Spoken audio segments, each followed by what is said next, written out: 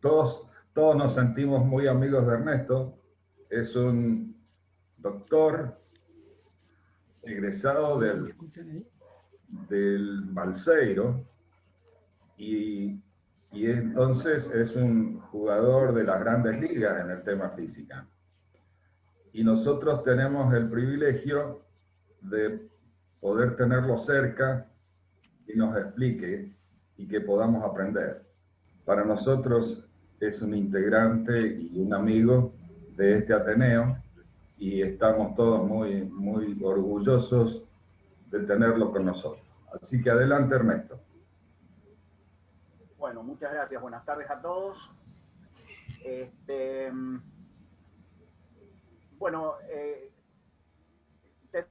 el tema en general es mecánica cuántica.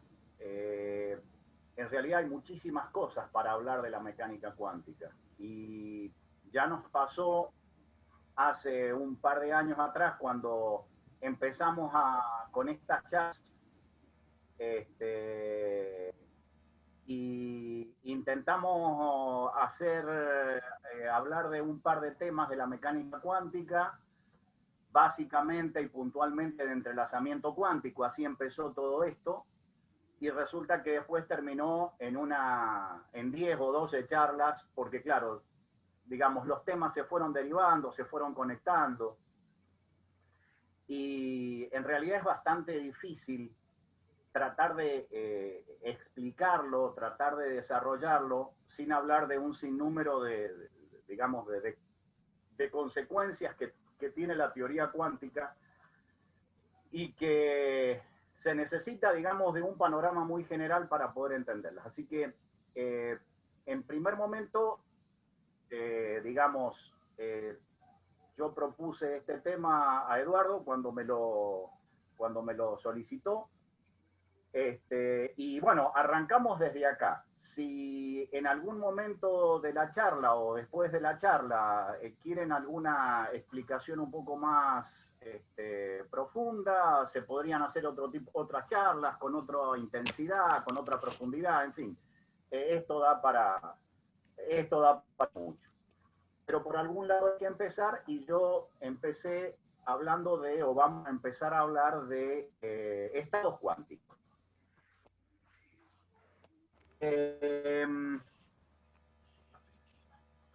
Bien, acá entonces, para arrancar y a modo de comienzo, una fotografía, quizás una de las fotografías más famosas de la física, el Congreso Solvay de 1927, es famoso por muchas razones, sobre todo y fundamentalmente porque este Congreso reúne quizás a la más gran cantidad de genios que se pueden juntar en un mismo lugar en la historia de la humanidad, por lo menos hasta ahora. Acá hay 30 y pico de personas, de los cuales 20 y algo ganaron el premio Nobel, o sea, evidentemente. Y están los desarrolladores, los fundadores de la física moderna. Albert Einstein, posiblemente lo conozcan obviamente todos, fundador de la teoría de la relatividad y uno de los que estuvo en el comienzo de la mecánica cuántica. Y después tenemos, bueno, físicos de primera línea: Planck, Madame Curie, Lorentz, Schrödinger, Dirac, Pauli, Heisenberg, Born, Bohr y muchísimos más. En esta conferencia es sumamente importante porque prácticamente esta conferencia, que generalmente se hacía todos los años, convocada justamente por Solvay, que se había hecho millonario por su método químico de la destilación de la obtención de la soda cáustica, y entonces como una ofrenda hacia la ciencia que le había dado tanto, armaba o congregaba a estas conferencias. Y siempre, todos los años, era sobre un tema en particular que estaba de moda en la física. Ese año le tocó a la mecánica cuántica y prácticamente este congreso fue armado para que debatieran dos personas: Albert Einstein y Niels Bohr. De esa discusión, de esa charla y de esa disputa quedó la interpretación que actualmente manejamos de la mecánica cuántica, y lo menciono porque lo vamos a expresar ahora en en esta charla, es decir, va a aparecer esa interpretación. Es fundamental porque a partir de ahí ya estaba prácticamente toda la teoría matemática, por lo menos en el primer estadio del desarrollo matemático ya estaba conformada. Lo vamos a mencionar rápidamente ahora. El desarrollo matemático de la mecánica cuántica se debe a Schrödinger, a Heisenberg y a Dirac.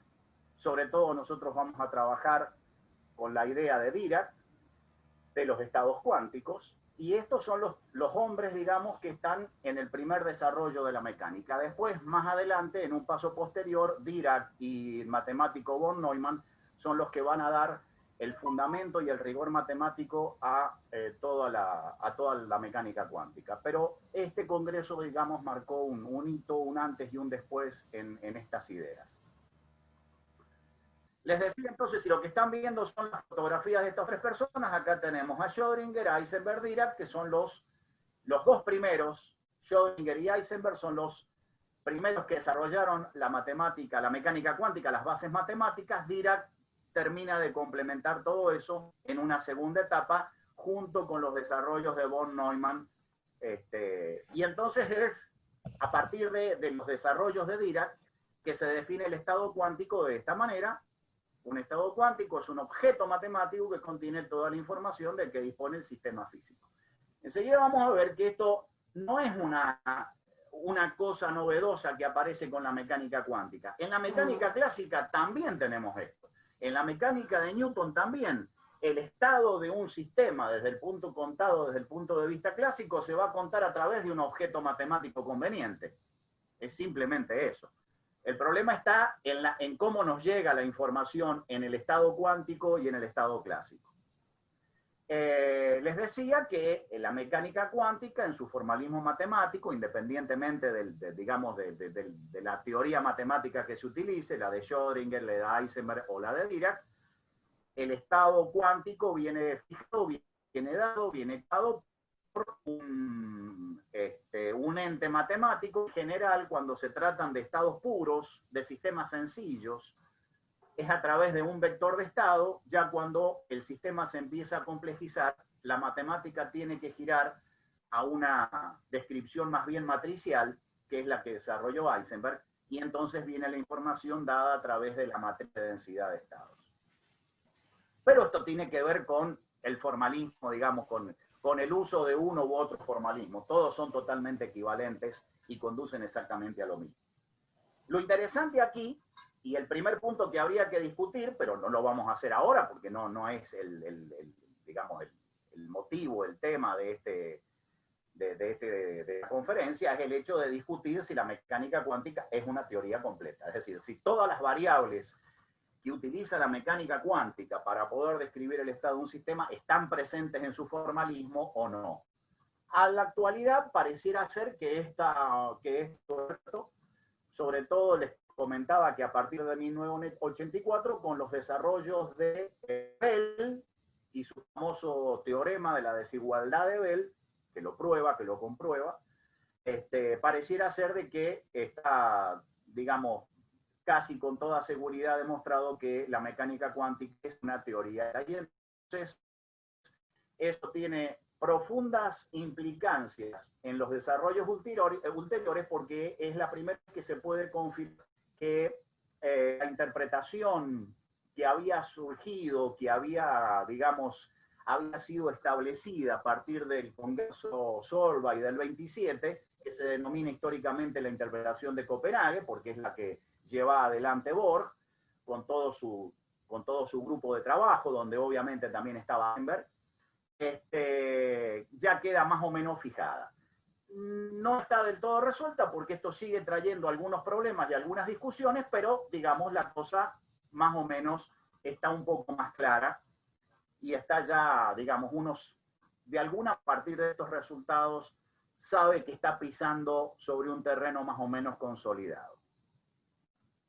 Bien, les hablaba de la notación de Dirac simplemente para que lo vean. No la vamos a utilizar, nosotros no vamos a trabajar con la notación de Dirac, no vamos a hacer cálculos con esto, pero es la notación que actualmente se utiliza.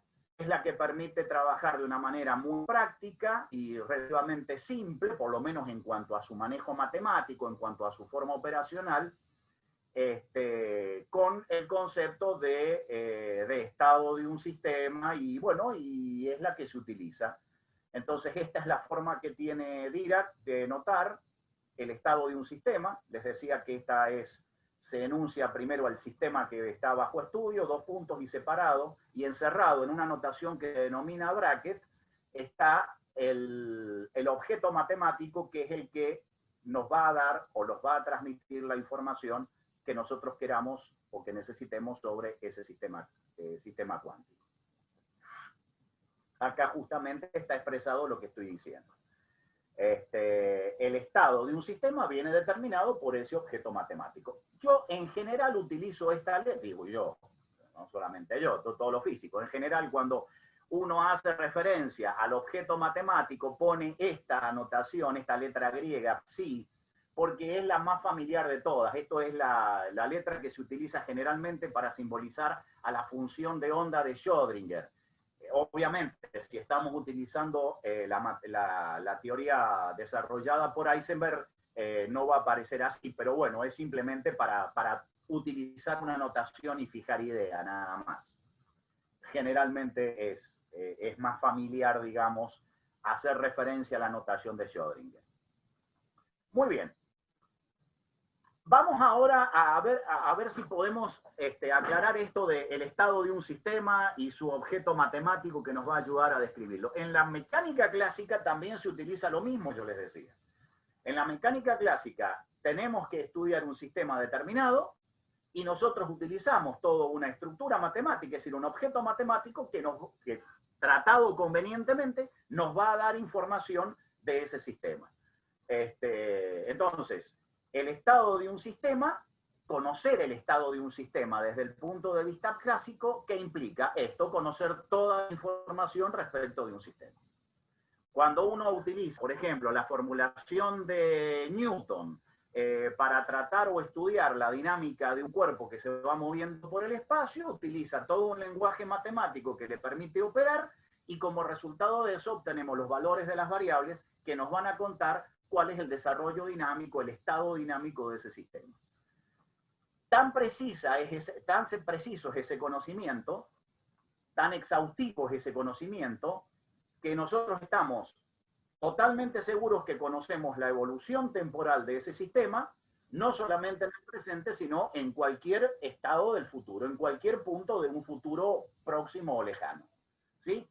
Típico el ejemplo que van a encontrar en todos los libros sobre un ejemplo de lo que estoy diciendo es el sistema solar. Fijada la ley de gravitación de Newton, conocida su dinámica, yo puedo establecer en el tiempo que se me dé la gana y que se me ocurra la posición de los planetas, de los cometas, de los asteroides y todo lo demás. Ahí tenemos el claro ejemplo de lo que es estudiar un sistema desde el punto de vista clásico, a través de objetos matemáticos convenientes, obtener toda la información.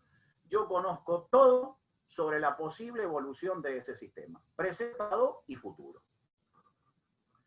Muy bien. Y una cosa sumamente interesante es esto último que está escrito acá. Desde el punto de vista teórico, cuando nosotros medimos una magnitud física, es decir, el valor correspondiente a una determinada magnitud física que me va a ayudar a describir el sistema, nosotros en principio obtendríamos o estamos esperando obtener el mismo valor. Digamos, esto independiente, eso pongo acá la teórico porque obviamente no estoy haciendo referencia a los errores que se pueden tener en la medición y todo el tratamiento estadístico. Eso es un problema de las limitaciones de nuestros instrumentos de medida. Pero desde el punto de vista teórico, si yo mido una magnitud física en determinadas circunstancias para un determinado estado del sistema, si ese estado del sistema se repite indefinidamente o se repite en el tiempo, yo puedo hacer todas las veces que quiera la medición de esa misma magnitud, que me tiene que dar exactamente el mismo valor. Eso es sumamente importante.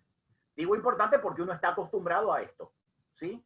Tanto es así como, por ejemplo, que está acostumbrado a que todas las mañanas salga el sol. Y esa es una determinación totalmente clásica de un comportamiento clásico de un sistema. Nosotros podemos calcular la hora, los minutos y los segundos en los que todas las mañanas va a salir el sol por el horizonte. Y está totalmente determinado. Es un sistema altamente determinista. La palabra determinista tiene que ver mucho o está muy asociado con el comportamiento clásico de un sistema.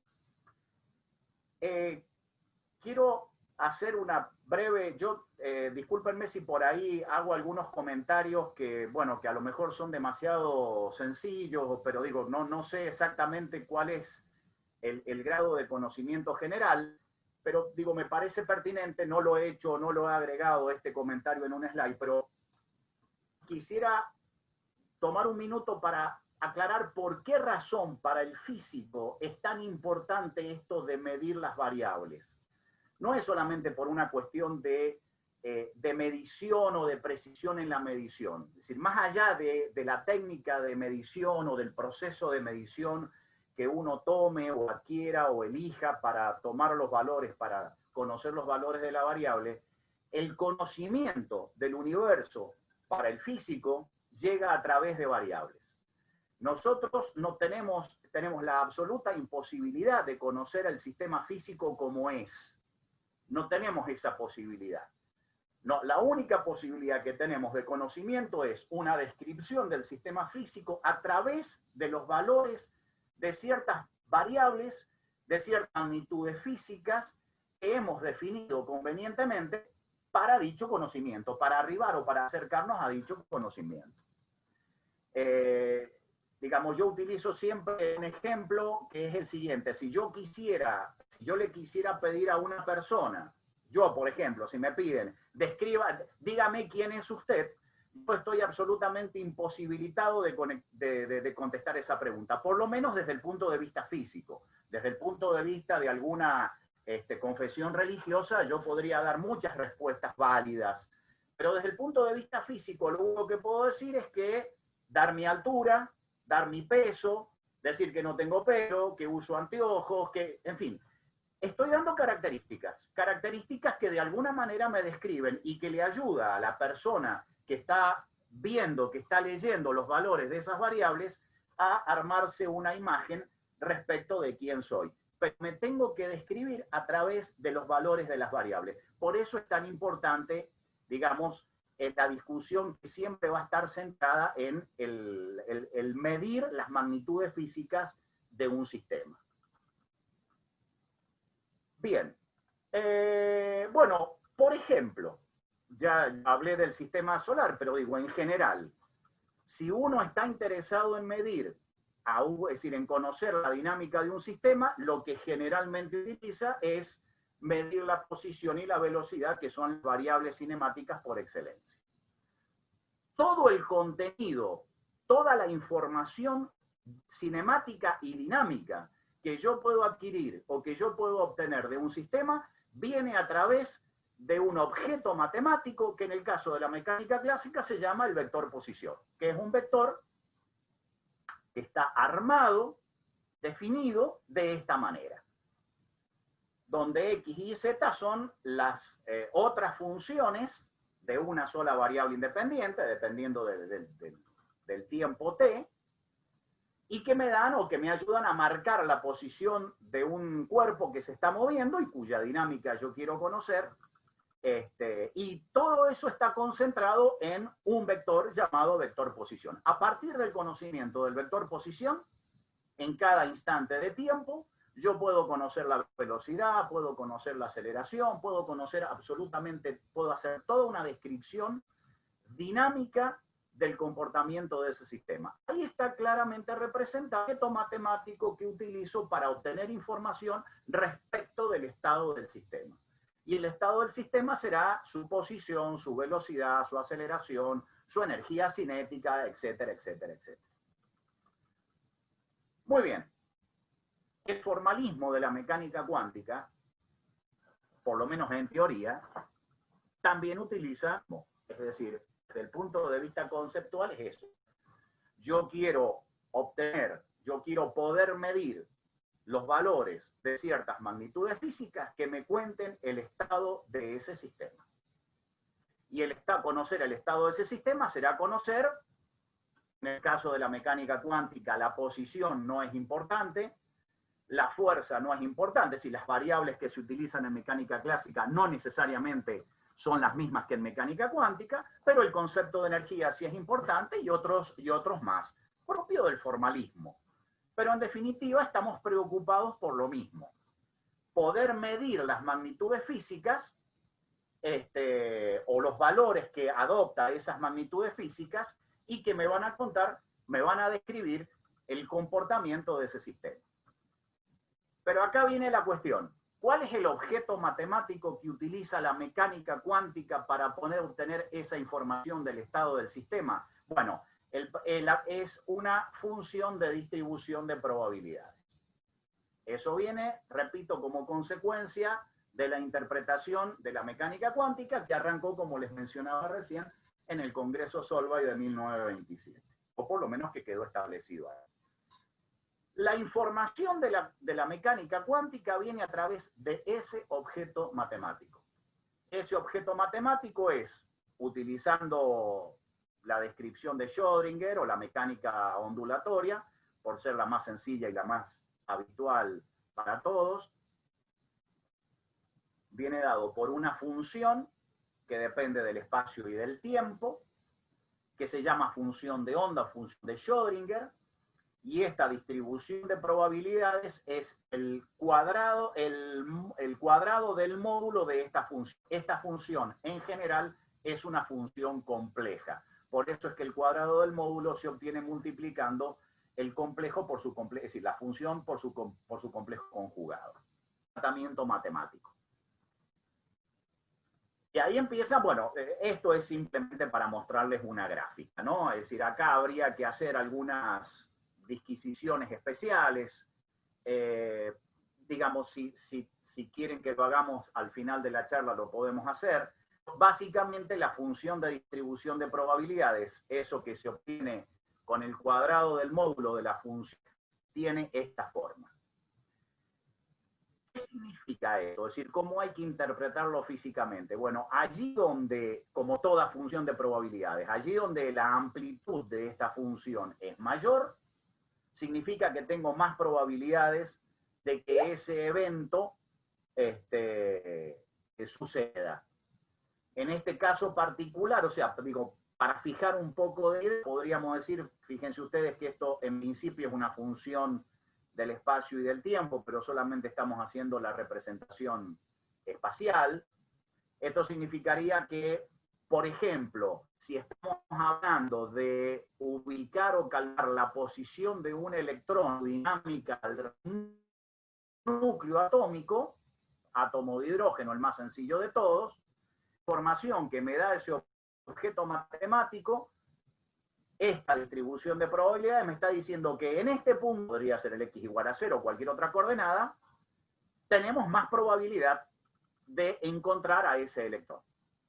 Ahora, lo interesante es que como, digamos, como interpretación de probabilidades, como a través de una probabilidad, yo tengo en realidad, voy a poder tener la certeza absoluta de poder estar con un 100% de probabilidad, es decir, con la seguridad, con la certeza absoluta, de poder ubicar a una partícula en un punto determinado. Esto no tiene que ver no solamente con el formalismo, sino con otro postulado que ya voy a mencionar recién. Pero digo, la información, por ejemplo, a través de la posición, como está representando gráficamente esta función de distribución de probabilidades, me da eso. Información de lo probabilístico. Probablemente yo pueda encontrar con un cierto porcentaje de probabilidad ubicar a un objeto en una posición. Bien, entonces, por ejemplo, en el caso del electrón, cuando decimos el electrón se encuentra en un estado de R, recuerden ustedes que esta notación bracket es simplemente la notación de Dirac, y ahí está el objeto matemático que me va a permitir encontrar o calcular el estado, determinar el estado de ese objeto, en este caso del electrón. Cuando nosotros decimos esta frase desde el punto de vista cuántico, lo que estamos queriendo usar, o la manera en que interpretarlo es, lo que queremos hacer, poder conocer el estado de electrón, calculado a través de este objeto matemático, es conocer todas las magnitudes relevantes respecto, por ejemplo, al movimiento del electrón, si el estado del electrón estuviera dominado por el movimiento, y que se es capaz, a partir del conocimiento de lo que se sabe de ese electrón, sabe exactamente en dónde está ubicada esa partícula en el tiempo y en el espacio, es decir, en cualquier intervalo de tiempo y en cualquier posición del espacio. De nuevo, si uno lee esta frase, dice, bueno, pero ¿dónde está la diferencia respecto de la mecánica? La mecánica clásica también estaba preocupada por determinar el estado de un sistema, por ejemplo, la posición de un planeta en un punto determinado del espacio, en un instante de tiempo determinado y conocerlo exactamente. El problema es que la palabra exacta, ese exactamente, mecánica cuántica, no funciona. No es así. No por el hecho de que el objeto que me está dando la información me lo da en forma probabilística, porque hay un principio fundamental que hubo en su desarrollo de la mecánica Heisenberg y que se conoce con el nombre de principio de incertidumbre o principio de incerteza, que establece que el producto, la indeterminación de la posición por el producto de la indeterminación de la cantidad de momento lineal, siempre tiene que estar por arriba de una cota que está fijada por la teoría como h barra sobre 2. Recuerden ustedes que h barra es la constante de Planck dividido 2pi. Se le llama o se ha designado h barra porque la constante de Planck dividido 2pi aparece muchísimas veces en la formulación de la mecánica cuántica. Entonces se lo ha tomado ya como una constante propia, digamos, con identidad propia. Pero este producto de estas dos indeterminaciones siempre está por arriba de cierto valor, de cierta cota mínima. Eso quiere decir que yo no puedo bajar este número, no puedo disminuir la incertidumbre en estas dos cantidades en forma simultánea. Bien, ¿esto qué implica? Implica que básicamente y conceptualmente hay un desconocimiento profundo en cuanto a estas dos cantidades. En realidad,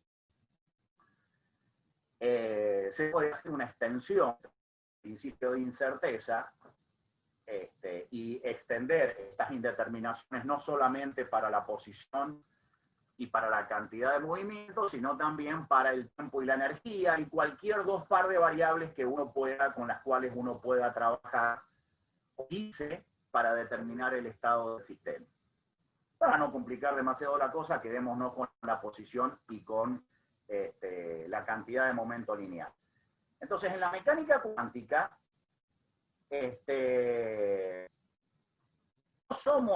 no tenemos capacidad. No podemos llegar al conocimiento absoluto, porque todo ese conocimiento viene dado a través de la probabilidad de medir un determinado valor o de medir las magnitudes involucradas en la determinación del estado de una manera probabilística. Y de nuevo, siempre con una espada de Damocles colgando de nuestra cabeza, que es justamente el principio de incerteza, que me va a decir, usted nunca puede simultáneamente tener la certeza absoluta de la posición de un cuerpo, por ejemplo, de un electrón, y de su cantidad de movimiento. Fíjense ustedes que esto no me inhabilita para conocer la posición exacta de un electrón. Si yo a través de un procedimiento determinado pudiera, con toda esa actitud, establecer cuál es la posición de un electrón en su órbita, en su giro alrededor del núcleo, es perfectamente posible. La mecánica cuántica no lo impide. Pero lo que me está diciendo la mecánica cuántica es, mire, como tiene que cumplirse el principio de incerteza, si usted tiene certeza absoluta en la posición, va a perder total información respecto de la cantidad de momento lineal. Si hace delta x0, el delta p tiene que hacerse infinito. No tiene otra posibilidad. Entonces, estamos invalidados, digamos, respecto del conocimiento de las dos variables con toda exactitud o de una o del total desconocimiento de una de ellas y la otra ha sido determinada con toda precisión. Es justamente esta información en términos de probabilidad lo que está delimitando ese conocimiento. Bueno, esto es justamente la idea que atacó Einstein durante toda su vida, no solamente a partir del Congreso Solvay, hasta su muerte en el 55. Esta idea de limitación en el conocimiento y que la información viniera dada en términos de probabilidad, le parecía que para una teoría física era absolutamente inaceptable. Esto dio pie no solamente a un debate interesantísimo ese año en el Congreso Solvay, sino en todos los artículos posteriores que, más allá de que siempre fueron refutados, ayudaron a profundizar muchísimo en cuanto a la interpretación y al afianzamiento de la mecánica cuántica en cuanto a su interpretación probabilística. Bueno, vamos a dar un ejemplo para tratar de fijar ideas, para tratar de ver cómo funciona esto. Sí. Realmente no sé cuál es la naturaleza entre esas dos opciones. O sea, quería preguntar qué argumentos tenía Einstein para desacreditar la teoría de la incertidumbre. Y porque él pensaba que una teoría física tenía que ser determinista. Él no concebía el hecho de que uno diera la probabilidad de determinar la posición del electrón. Es decir, que la información viniera en términos probabilísticos. No es que estuviera en contra del principio de incerteza, pero él creía que esa información probabilística venía justamente del desconocimiento. De ahí viene justamente la idea de las variables ocultas, que viene de él, de las ideas de él. Él decía que el problema de la descripción que tenía la mecánica cuántica, la incapacidad que tenía la mecánica cuántica de describir en forma exacta el estado de un sistema, no venía de una cuestión digamos, de que la naturaleza funcionaba así. Venía como consecuencia de que la mecánica cuántica no era una teoría completa. Entonces les estaban faltando variables, le estaba faltando información. Cuando esa mecánica cuántica, decía él, estuviese completa, esas variables ocultas salieran a la luz, entonces el conocimiento probabilístico iba a desaparecer y la mecánica cuántica iba a ser una teoría exacta, digamos, lo mismo que la mecánica clásica. El problema es que la interpretación de Copenhague, es decir, los físicos que llevaban adelante esa interpretación, con Borg a la cabeza, Heisenberg, Born, que fue Born fue el físico que propuso que la función de onda de Schrödinger lo que daba justamente es eso, estaba relacionado con la probabilidad de encontrar los valores de las variables que describían el estado de un sistema. Eso es de Born. Ellos decían que la mecánica cuántica funciona en términos de probabilidad porque la naturaleza cuántica funciona así. El famoso dicho de Einstein, Dios no juega los dados, es pidiéndole a los gritos de que la parte probabilística desapareciera, es decir, que Dios no es un timbero. Y Bohr le decía, déjale de decir a Dios cómo tiene que comportarse, eso es un estado natural. La naturaleza cuántica se muestra de esa manera porque funciona de esa manera. Es decir, ahí hay un postulado muy fuerte en cuanto a la toma de postura frente a la interpretación. Bueno, a partir de 1927 lo que queda más o menos confirmado, es decir, básicamente en todos los debates que se armaron a lo largo de todo ese congreso entre Borg y Einstein, el que termina ganando, por decirlo de alguna manera, fue Borg y su postura, y bueno, y quedó más o menos consolidado esto, de que, digamos, la interpretación probabilística viene porque la naturaleza a nivel cuántico se comporta de esa manera y es lo mejor que podemos hacer, no hay vuelta. Es decir, no se trata de encontrar nuevas variables o de afinar los métodos experimentales, nunca vamos a poder tener un conocimiento exacto de las variables que determinan el estado del sistema. Y esto, como les decía, viene más o menos confirmado después de muchos desarrollos, sobre todo a partir de 1984 con la desigualdad de Bell, con el teorema de Bell, que de alguna manera fija la postura de decir la mecánica cuántica es una teoría completa, no hay variables ocultas. No sé si si contesté la pregunta, si está... Sí, profe, perfecto. Muchas gracias. Perdón que me refiera a usted como profe, pero lo tuve en dos materias, entonces la costumbre. Bueno, está bien, pero no hay problema. No hay problema. Bien. Bueno, pongamos un ejemplo sencillo, a ver si podemos arrimarnos a esta idea del estado del sistema y de la imposibilidad de conocer los valores exactos. Supongamos que hacemos un experimento, tirar una moneda, ¿sí? Y entonces lo que queremos es describir el estado de ese sistema.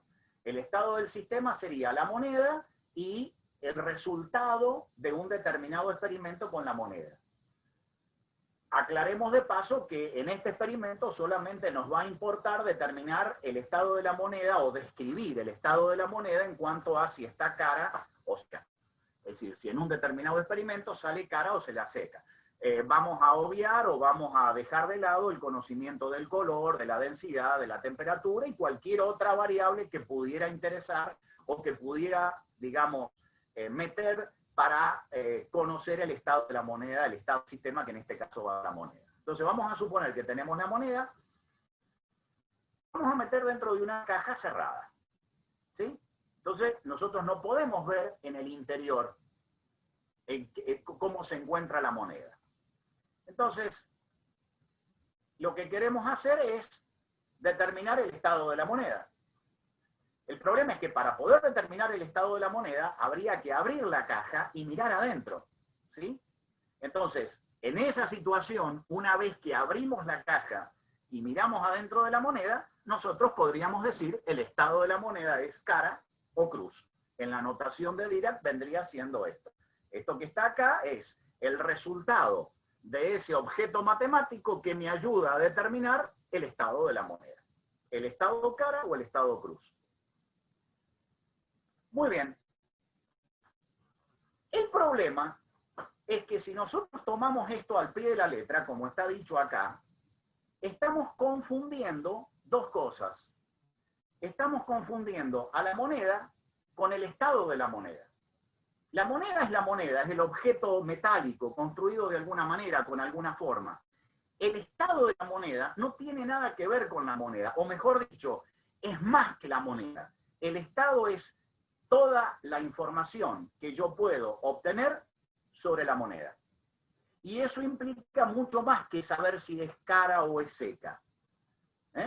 Cuando miramos la moneda, recién cuando miramos la moneda, podemos determinar una situación particular, uno de los dos estados posibles, pero recién cuando estamos haciendo la observación. Acá el problema justamente está en eso, en mirar la moneda. Y hay que entender de que cuando hablamos antes de mirar la moneda, o si no lo hacemos, digamos, la moneda encerrada en la caja, eso ya es un estado particular del sistema moneda. Mirando la caja, abriendo la caja y mirando el resultado adentro, es un estado completamente distinto. La moneda sigue siendo la misma, pero el estado, es decir, la moneda más toda la información que se puede recabar de la moneda, son dos estados distintos antes de la observación y después de la observación. Entonces acá uno, digamos, tendría que quedar claro de que el estado, cuando uno se está refiriendo al estado de un sistema, se está refiriendo a toda la información que se puede obtener o en la cual puedes recabar de ese sistema. Y esto es, digamos, todo lo que podemos saber acerca de la moneda. Entonces el estado está definido en cualquier instante de tiempo, en cualquier momento, no solamente por el acto de mirar. Cuando nosotros miramos, estamos haciendo, digamos, estamos obteniendo información que me permite determinar uno de todos los estados posibles en el que pueda estar la moneda. El estado de la moneda es toda la información posible, con todos los estados en los cuales la moneda es posible que esté. Bien. Supongamos que el experimento que estamos haciendo, es decir, avancemos ahora con este experimento, es meter la moneda dentro de la caja, la cerramos y entonces agitamos la moneda. Es decir, estamos haciéndolo de una manera absolutamente aleatoria, desordenada, si ustedes quieren, sin seguir ningún patrón. Y entonces, después de ese experimento, ponemos la caja en el piso y hacemos la pregunta: ¿cuál es el estado de la moneda? En principio, estaríamos tentados a decir que la respuesta, digamos, a esa pregunta es cara o cruz. Y otra vez, el estado de la moneda no es cara y no es cruz. El estado de la moneda viene determinado por todas las situaciones probables, posibles, en las cuales se puede encontrar la moneda dentro de la caja después de haber sido agitada. Entonces, digamos, uno tendría que tener en claro que la posibilidad de estados en realidad es infinita. Otra vez, el estado de la moneda está definido en todo momento para nosotros, es decir, respecto de la información que nosotros podemos recabar, para cualquier situación en la cual se enfrente o en la cual pueda llegar a estar la moneda. El problema es que cuando yo abro la caja y hago la observación, estoy tirando todos los estados posibles y estoy confirmando uno de todos los estados posibles, y entonces digo la moneda ha salido cara o ha quedado seca. Pero eso es una confirmación de uno de los estados posibles de la moneda una vez que he hecho la medición, una vez que he hecho la observación.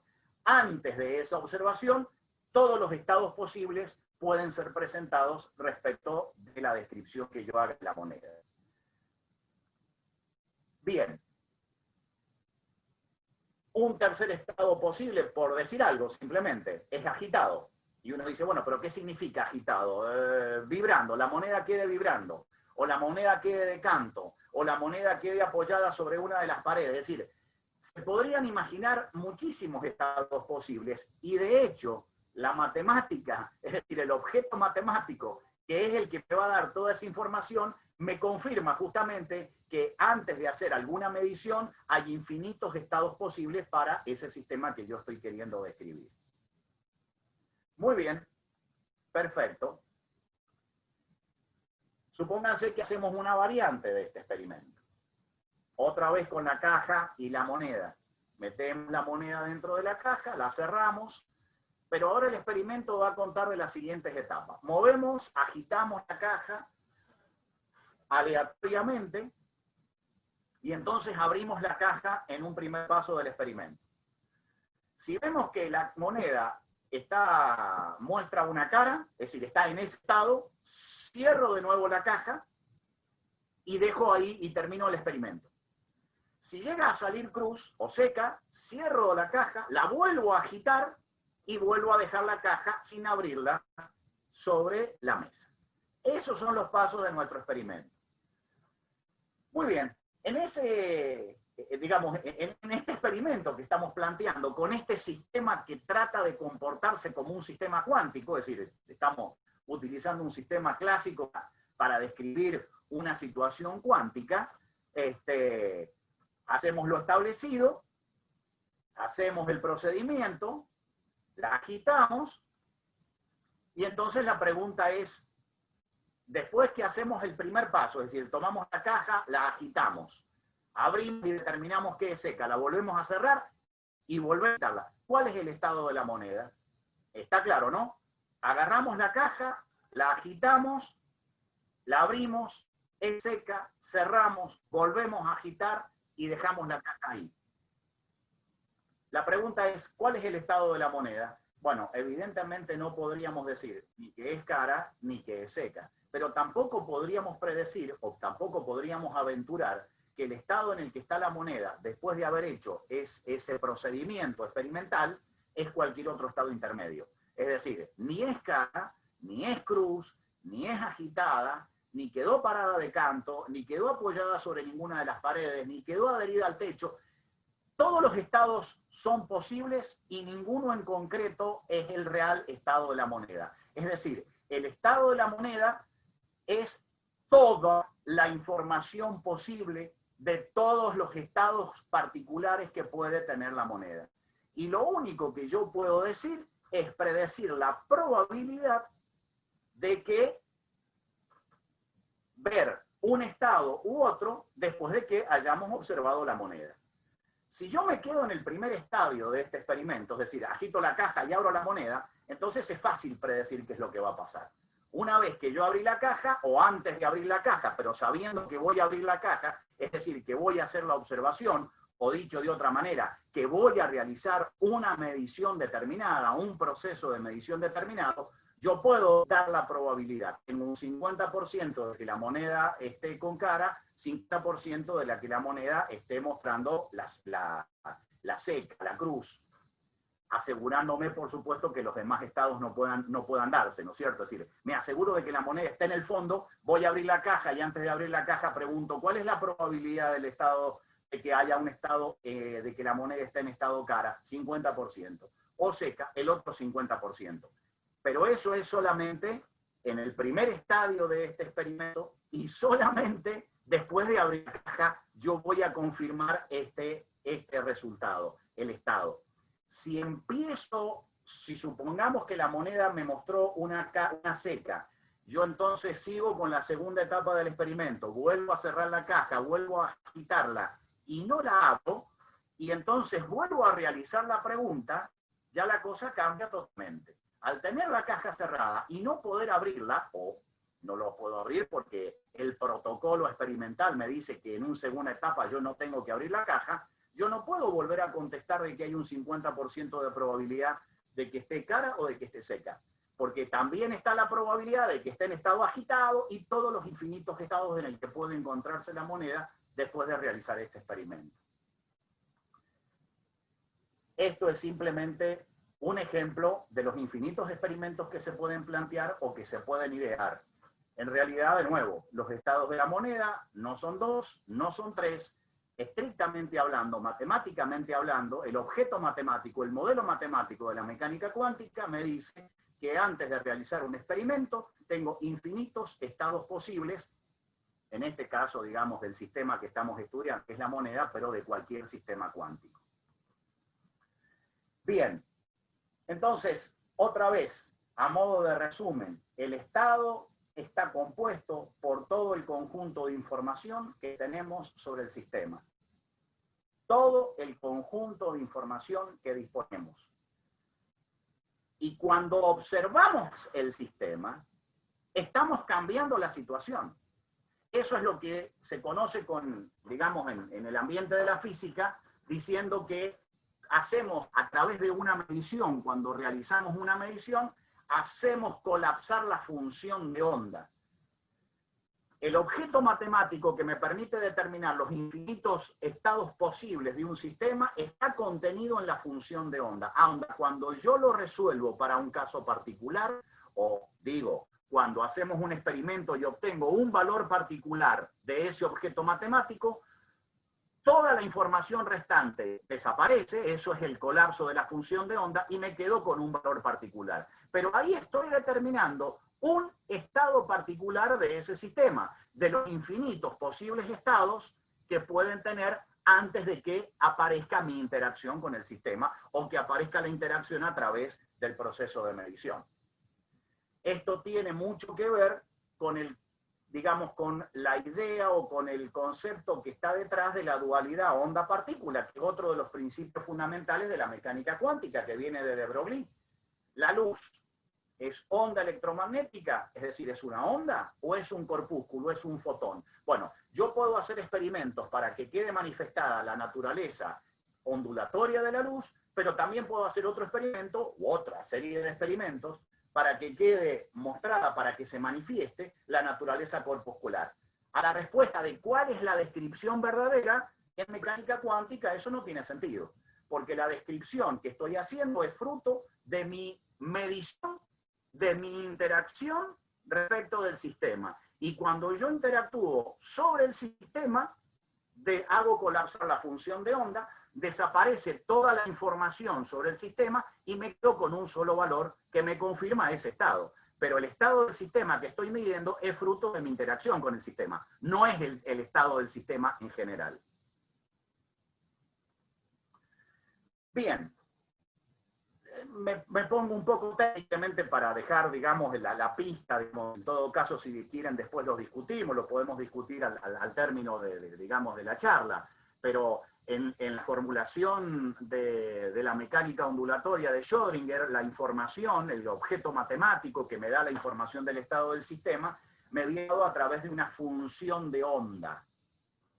Esta es la expresión matemática de la función de onda para el caso más simple que podemos tratar en mecánica cuántica, que es el de una partícula libre. Por ejemplo, de un electrón o de un fotón, si ustedes quieren, moviéndose libremente en el espacio, libre, valga la redundancia, de toda interacción.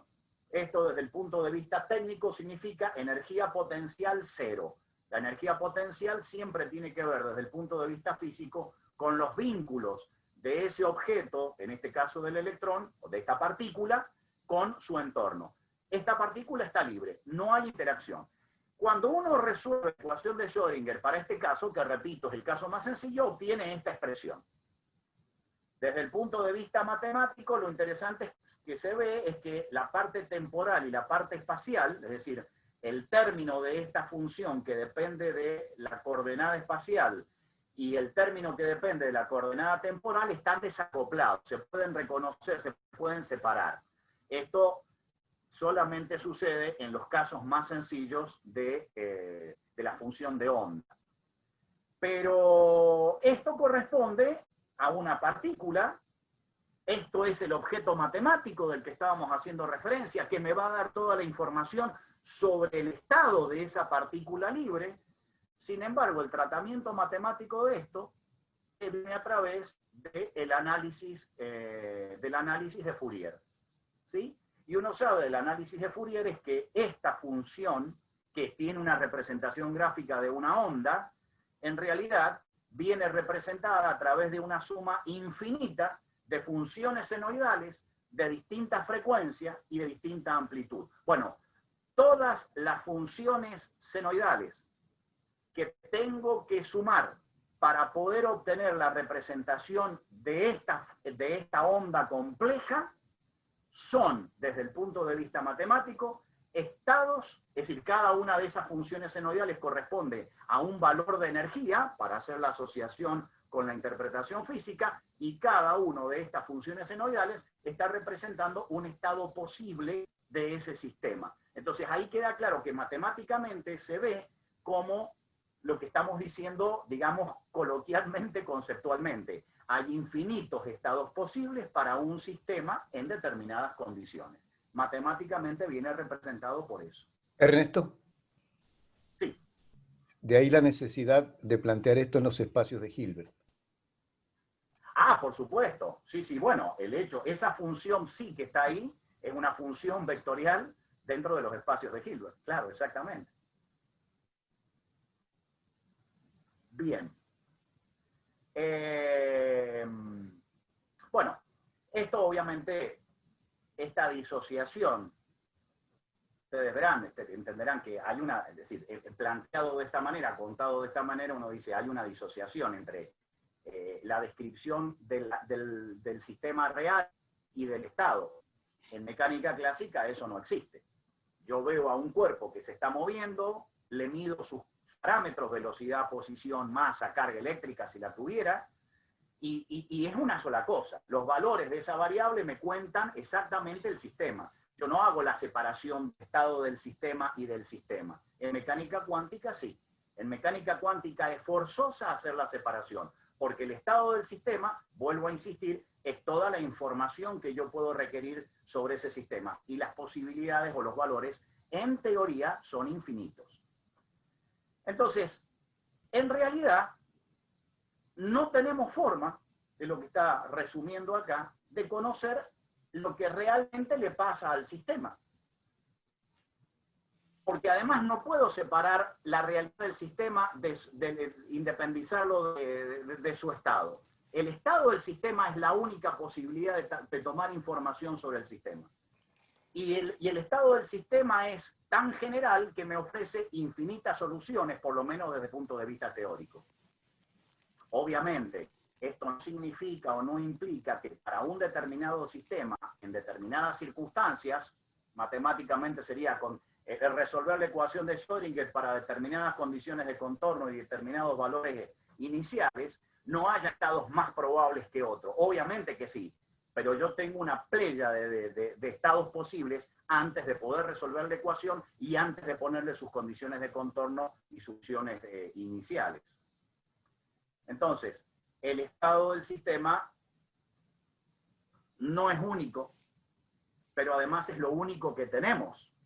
Es lo único que nos puede dar información sobre ese sistema.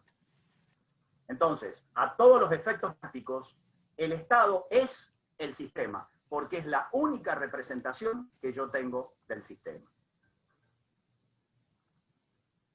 Bueno, en este ejemplito, digamos, que hemos dado de la moneda, obviamente simplemente fue un ejemplo para tratar de acercarnos a esa idea. Evidentemente, una moneda dentro de una caja no es un sistema cuántico. Esa característica de impredecibilidad que tenemos respecto de la información del sistema, nosotros la hemos, digamos, forzado metiendo la moneda dentro de una caja y agitándola. Es decir, hemos tratado de simular de alguna manera esa imprevisibilidad. Pero la borrosidad o la imprevisibilidad es un estado natural inherente a la naturaleza cuántica. A nivel cuántico se hace absolutamente imposible conocer los verdaderos valores porque la naturaleza se manifiesta de esa manera y no tenemos otra posibilidad que trabajar con la información como viene dada, de la única manera que tenemos dada.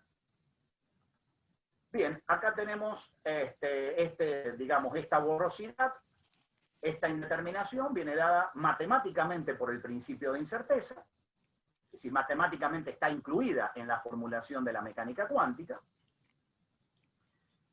y es lo que tenemos acá, es lo que les comenté recién.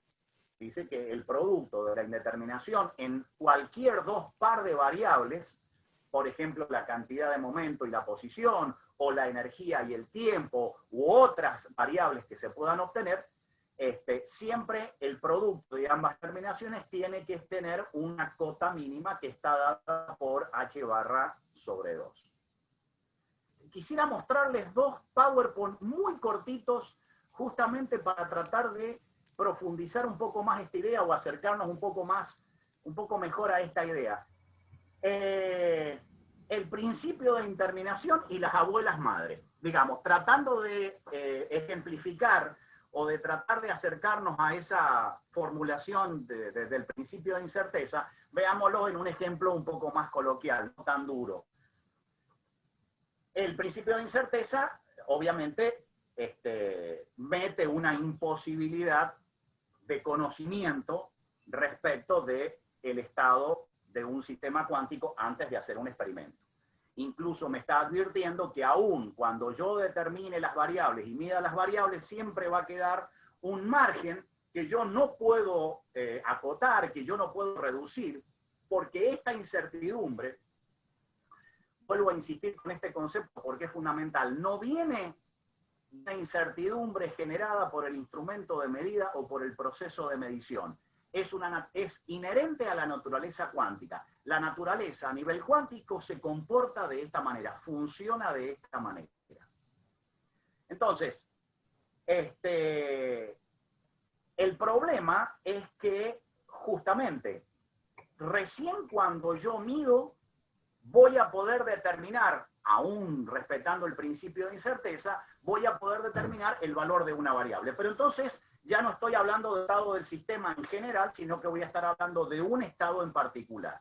Bueno, les decía entonces que el problema que se presenta es el hecho de tener que ir a medir, pero cada vez que yo mido estoy cambiando el estado del sistema. Entonces estoy obteniendo el resultado de una medición que no es el estado del sistema, sino que es un estado que aparece o se manifiesta como consecuencia de mi interacción con el sistema. Y ahí esa cuestión, ahí está el problema. Parece bastante digo bastante, en lo coloquial, al caso de una condición humana que se presenta con una mujer que puede manifestar su condición de madre o de abuela dependiendo de que interactúe con los hijos o con los nietos. Es algo parecido a esto, salvando las tremendas distancias. Entonces, para una persona, la condición de abuela se va a poner de manifiesto cuando ella interactúe con la nieta. Pero si está interactuando con los hijos, aparece o se manifiesta la condición de madre. Es decir, es la relación entre este sistema físico, por decirlo de alguna manera, de mujer, es recién en la interacción con su entorno o con su medio, cuando manifiesta un estado particular de todos los infinitos valores o de todas las infinitas situaciones en que conforman el único estado del sistema. Ella es simultáneamente abuela y madre, si tuviera hijos y si tuviera nietos, por supuesto. Ahora, mientras no interactúe, potencialmente, por ponerle un nombre o una palabra a esto, potencialmente en ella conviven los dos estados y eso conforma, ese y todos los estados más que pueda tener, esposa, en fin, de todos los estados posibles, solamente se va a manifestar cuando haya un proceso de interacción. Mientras no esté en proceso de interacción con su entorno, potencialmente conviven todos los estados posibles dentro del mismo objeto físico, en este caso de la mujer. Entonces, ¿qué ocurre cuando la hija y la nieta se relacionan simultáneamente con la madre y con la... Porque el problema es, dice, bueno, fenómenos, si yo estoy... si yo estoy con mi hijo, estaré funcionando como padre. Cuando estoy con mi nieta, soy el baboso abuelo. Fenómeno. El problema se plantea, o se empieza a complejizar, digamos, cuando el mismo sistema tiene que interactuar simultáneamente. Entonces, ¿qué ocurre cuando la hija y la nieta se relacionan simultáneamente con la misma persona, pero esta persona tiene que manifestar uno de los dos estados? Entonces el sistema vendría siendo la persona. La medida, el valor del estado de esa persona, que es lo que pone de manifiesto esa persona, depende de la interrelación que haya con las hijas y con las nietas. Entonces la primera medida podría ser su manifestación en su faceta de madre o bien en su faceta de abuela. Muy bien.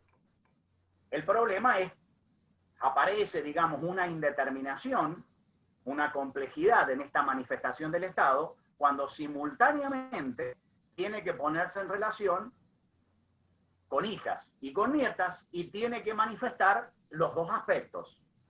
Entonces, por ejemplo, la abuela es requerida por la nieta para que juegue con ella, mi nieta quiere que yo pinte con ella los dibujitos o que juegue, digamos, con los rasti, los ladrillitos, y, bueno, no sería en el caso mío, ¿no? Pero digo, a una madre es requerida por la hija para que le enseñe la receta de la tarta. Entonces, simultáneamente está funcionando o tiene que manifestar los dos estados posibles.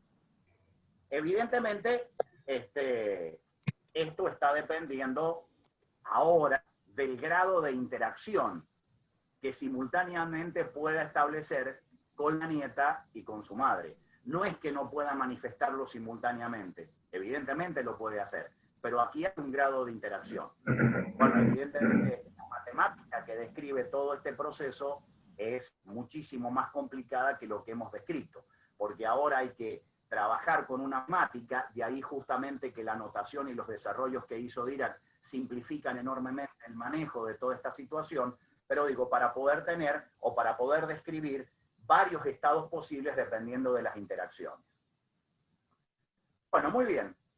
El segundo, bueno, acá hay algunos conceptos más. Siempre existe un umbral que matemáticamente tiene que ser descrito de alguna manera, pero en principio la complejidad va aumentando a medida que este sistema va interactuando con su entorno y va manifestando más de un estado posible, ¿sí? Bien, cuando hay una interacción simultánea del sistema y aparecen manifestaciones de dos variables o más para tratar de describir el estado, se habla de el problema de las variables conjugadas. El segundo power que les quiero mostrar es también tratando de aproximarnos a esta idea, y es el valor de los pisos o las propiedades en realidad y la medida de la mecánica cuántica. Entonces, dice el precio de las propiedades y el proceso, digamos, que se sigue para determinar el valor económico de una propiedad determinada, de un departamento, de lo que sea, se asemeja, tiene ciertas similitudes con lo que sucede con el valor que uno obtiene de las variables en los sistemas cuánticos. Entonces, dice el ejemplo, consideremos el proceso de compra-venta de una propiedad y consideremos que este proceso tiene que cubrir las siguientes etapas. Primer paso, hay que informar la intención de venta a través de algún medio de comunicación. Verbal, escrito, a través de las redes sociales, en fin, de lo que sea.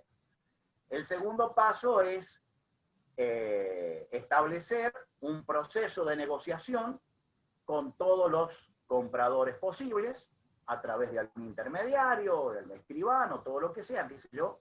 Pero digo, hay un proceso de negociación entre el vendedor y los posibles compradores.